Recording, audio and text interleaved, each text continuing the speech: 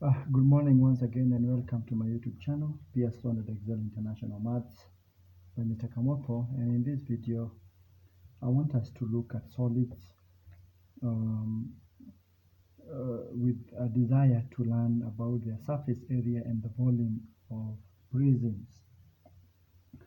First of all, it is important to understand what is a prism.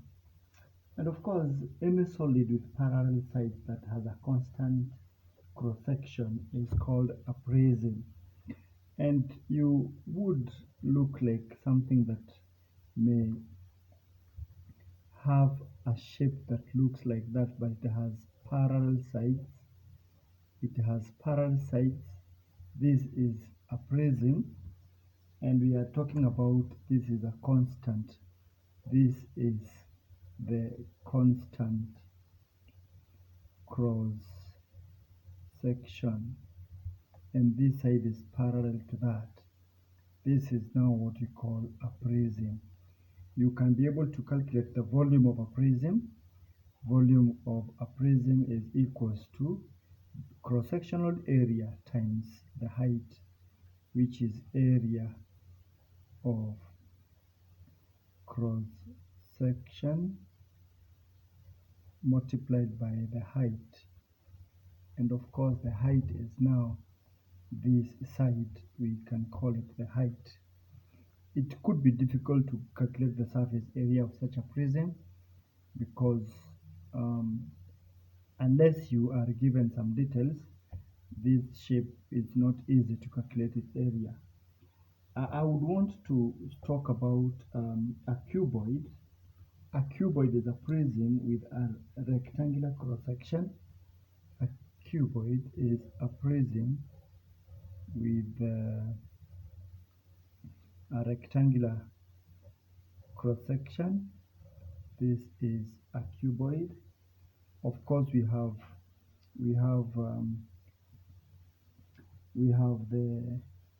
how many faces? 1, 2, 3, 4, 5, and 6 faces. It has 6 faces. This is phase 1, phase 2, phase 3. There's another behind, and there's another under here, number 5, and there's another behind here, number 6. And we may talk about cross-section. We could talk about cross-section. Either one is a cross-section. This one is also a cross-section. This one is a cross-section. This can be a cross-section depending on exactly how you want to look at it. And the volume is given by wind. If we may call this wind, this could be the depth and we could be having a height here, height there. The volume is wind times depth times the height. What about the surface area? The surface area is the area of all faces added together. All faces added together. That is the area of that particular prism. And I would want to talk about circular prism, or which is a cylindrical circular prism. Let me just bring it over here.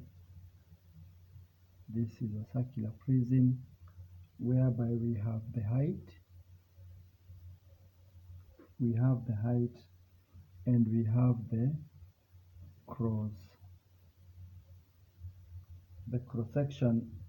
cross-sectional area. And it goes without saying that the volume is given by the area of the base, which is circular base area, or you can talk about cross-sectional area, which could be cross-sectional area times, of course, the height. Now the area of the circular base times the height. The surface area of this is the area of top plus bottom, and both of them are circular. They are circles. Both of them are circles. So you will talk about pi r squared plus the curved surface. And there at the curved surface is exactly what I want to elaborate further. What is this curved surface? If you cut this circular prism along this line, cut it along that line and spread the curved surface out, you will be left with the top, you will be left with the bottom, and you will have a rectangular shape, which is now, this is the curved surface. The area of the, you'll be left with the top, this is the top, you'll be left with the bottom, and you'll be left with the curved surface, which is rectangular. You realize that from here to here, which we may call the length, if you fold it back, this end will come until here, and this end will come until here. This end will come until here.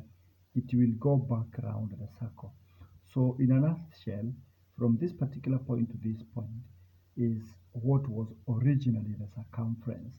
And of course, this is the height. It doesn't change. That is the height, and which is also shown there. So from this particular point to this point is what was originally the circumference. So the surface area being equals to the area of the top and the bottom, which are circular, plus the curved surface, which is 2 pi r h. Why 2 pi r? Because this is the perimeter. This is the perimeter, and that perimeter is what we have understood to be from this particular point to this particular point. And that is just like it. We need to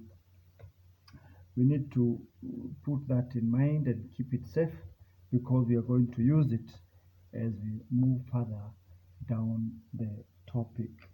And that is it. Yes, be on the lookout for example 7, example 10, example 11 moving forward, and we shall be able to get further details. Once again, visit my YouTube channel, subscribe and share widely, and let us work together. All right.